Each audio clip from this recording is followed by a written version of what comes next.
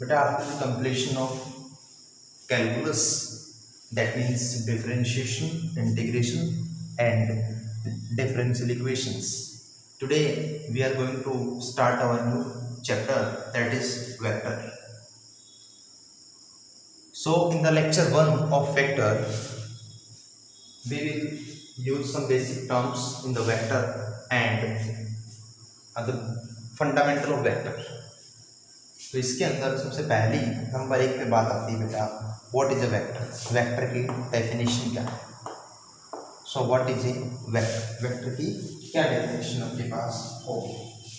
Definition देखिए क्या होती है। मैथमेटिकली हम ये कह सकते हैं कि डायरेक्टेड लाइन सेगमेंट, वेक्टर क्या होता है, डायरेक्टेड लाइन सेगमेंट। ये आपके पास एक वेक्टर की डेफिनेशन होती है। Vector is a directed line segment. Line segment समझते हो, जब दो पॉइंट आपके पास एंड पॉइंट है ए बी, तो ये आपका एक बेटा लाइन सेगमेंट है। डायरेक्टेड यानी कि इसके पास क्या होनी चाहिए, डायरेक्शन। तो इसके पास या तो यू एरो का साइन होना चाहिए या फिर यू एरो का साइन होना चाहिए, either from A towards B और फ्रॉम बी टुवर्ड्स ए। तो ये आपके पास बेटा एक वेक्टर है। इस वेक्टर के अंदर कई सारे कंपोनेंट होते हैं। वन बाय वन करके मैं वो सारे कंपोनेंट आपके सामने रखता हूँ, आपको ये पता चलेगा कि एक वेक्टर के मेन कंपोनेंट कौन कौन से। सबसे पहले अगर मैं इस लाइन को दोनों डायरेक्शन में बेटा प्रोड्यूस कर दूँ इन दिस वे, अगर हम इस लाइन सेगमेंट को दोनों डायरेक्शन में प्रोड्यूस कर देते हैं, तो ये जो लाइन सेगमेंट है बेटा, ये इस लाइन का एक हिस्सा है, इस लाइन का एक पार्ट है। देखिए जिस लाइन से हमने वेक्टर को निकाला है, ड्राइव किया है, उस लाइन को बोलते हैं सपोर्ट ऑफ वेक्टर। क्या बोलते हैं उसको, सपोर्ट ऑफ वेक्टर। ठीक है। और ये जो आपके पास लाइन सेगमेंट होता है, इसको बोलते हैं लेंथ ऑफ वेक्टर। इसको हम क्या बोलते हैं, लेंथ ऑफ वेक्टर। और जो एरो का साइन होता है बेटा, इसको बोलते हैं आइदर सेंस ऑफ वेक्टर और यू कैन से डायरेक्शन। तो एक वेक्टर के पास कुल मिला के बेटा तीन कंपोनेंट होते हैं, सेंस, सपोर्ट और लेंथ। इससे एक वेक्टर आपका तैयार होता है। इसके साथ साथ देखिए ये जो ए पॉइंट है, इस ए पॉइंट को हम लोग बोलते हैं टेल ऑफ वेक्टर। क्या बोलते हैं इसको, टेल ऑफ वेक्टर। और जो पॉइंट बी है उसको हम बोलते हैं बेटा head of vector, head of vector. ठीक है। एरो का साइन, टिप जिस साइड होती है वो हेड बनता है और बैक जिस साइड होती है वो आपके पास क्या बनता है, टेल। समटाइम्स इसको हम इनिशियल पॉइंट भी बोल देते हैं वेक्टर का। ए जो है वो आपका क्या है, इनिशियल पॉइंट होता है वेक्टर का, और बी जो आपका है वो क्या होता है, फाइनल पॉइंट होता है वेक्टर का। लेंथ जिसको हम वेक्टर की लेंथ बोलते हैं बेटा, उसको समटाइम्स हम मैग्नीट्यूड ऑफ वेक्टर भी बोल देते हैं। ठीक है। तो ये तो होता है वेक्टर के बारे में, this is about vector. There after आपके पास ये स्टार्ट होता है कि वेक्टर के अंदर जो सबसे इंपॉर्टेंट टर्म आती है वो आपके पास आती है बेटा पैरेलल वेक्टर। सबसे इंपॉर्टेंट टर्म होती है आपके पास पैरेलल वेक्टर। देखिए पैरेलल वेक्टर क्या होते हैं, जैसे एक वेक्टर मैंने ये बना लिया और एक वेक्टर मैंने ये बना लिया, ऐसे वेक्टर जो होते हैं वो आपके पास पैरेलल वेक्टर होते हैं, which are in the same direction. जो वेक्टर सेम डायरेक्शन में होते हैं वो पैरेलल कहलाते हैं। हाँ, उनका मैग्नीट्यूड कम ज़्यादा हो सकता है। जैसे देखो ये वेक्टर मेरे पास ए है और ये वेक्टर मेरे पास क्या है, बी, तो ये इसका हाफ है। तो अगर मैं 2a कर दूँ तो दोनों वेक्टर मेरे पास क्या हो जाएंगे, इक्वल हो जाएंगे। तो वेन एवर आपको दो वेक्टर, वेक्टर ए और वेक्टर बी क्या दे रखे हूँ, पैरेलल दे रखे हूँ, तो बेटा दो पैरेलल वेक्टर को हम इक्वल बना सकते हैं by multiplying with some vector some constant lambda. A is equal to lambda B करने से दो पैरेलल वेक्टर जो है वो आपके क्या बन सकते हैं, इक्वल वेक्टर बन सकते हैं। नेक्स्ट पॉइंट आपका आता है बेटा पोजीशन वेक्टर।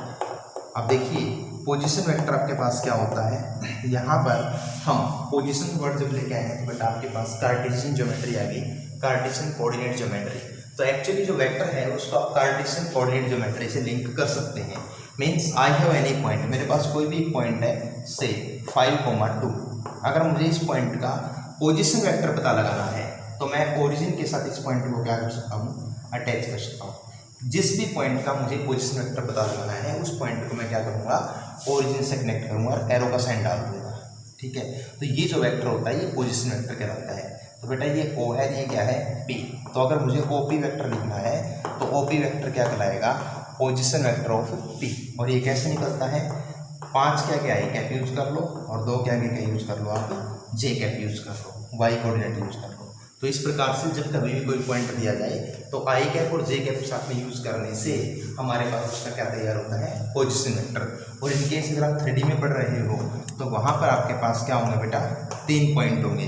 तो इस पॉइंट का अगर मुझे पोजीशन वेक्टर चाहिए, पोजीशन वेक्टर ऑफ ए, तो ये आएगा 3 आई कैप प्लस में 2 जे कैप प्लस 4 के कैप।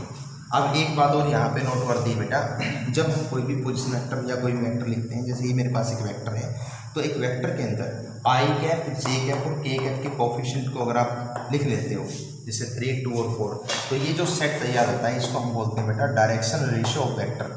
तो वेक्टर के जो डायरेक्शन रेशियो होते हैं ना, वो क्या होते हैं, आई कैप, जे कैप और के कैप के कोफिशिएंट ही डायरेक्शन रेशियो होते हैं, ठीक है। और इसके बाद एक पॉइंट और है जो हमें यहाँ पर डिस्कस करना है मेरा, दैट इज वेक्टर एडिशन, यानी कि पॉलीगन लॉ या फिर triangle law of vector addition आप कह सकते हो। रिजल्टेंट देखो, जैसे कि मेरे पास एक वेक्टर है ये, अगर मैं पॉइंट ए से चलता हूँ, बी पर चला गया और बी से चल के सी पर चला गया, ठीक है।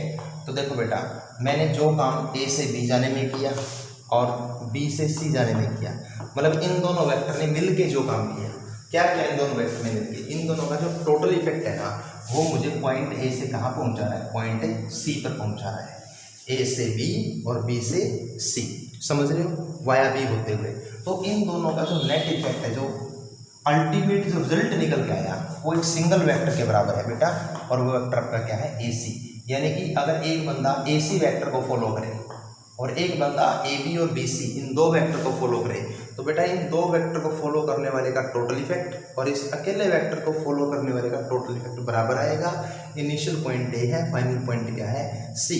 तो इसको हम बोलते हैं triangle law of vector addition. ऐसा ही नहीं, अगर कोई ए से पी पर और पी से सी पर जाता है, ए से पी पर और पी से सी पर जाता है, तो देखिए A P vector plus P C vector is also equal to A C vector, ये भी आपस में इक्वल है। देयरफॉर इन दो इक्वेशन से अगर देखा जाए तो आपके पास A B vector plus B C vector is also equal to A P vector plus P C vector, ठीक है। ये इस तरह के रिजल्ट आप यहाँ से बेटा प्रूव कर सकते हैं। इतना ही नहीं है, देखिए आपके पास पॉलीगन लॉ और भी बनते हैं। जैसे मान लो एक वेक्टर मेरे पास ये है, एक वेक्टर मेरे पास ये है, एक वेक्टर मेरे पास ये है, एक वेक्टर मेरे पास ये है, एक वेक्टर मेरे पास ये है। I have vector A, vector B, vector C, vector D और वेक्टर ई। तो बेटा अगर मैं इस इनिशियल पॉइंट को अल्टीमेट पॉइंट्स ज्वाइन कर दूँ तो आपको पता है ये वेक्टर किसके बराबर रहेगा, this will be the sum of all the given vectors. This is equivalent to a vector plus b vector plus c vector plus d vector plus e vector। तो देखिए ये कुछ इंट्रोडक्टरी बातें मैंने की हैं और इसके ऊपर आपको एक प्रॉपर असाइनमेंट दिया जाएगा। असाइनमेंट बेटा थोड़ा सा बड़ा हो सकता है, इन बेसिक पॉइंट के ऊपर एक बार असाइनमेंट कवर करो, बाकी लाइव क्लास में हम प्रॉब्लम डिस्कस करेंगे।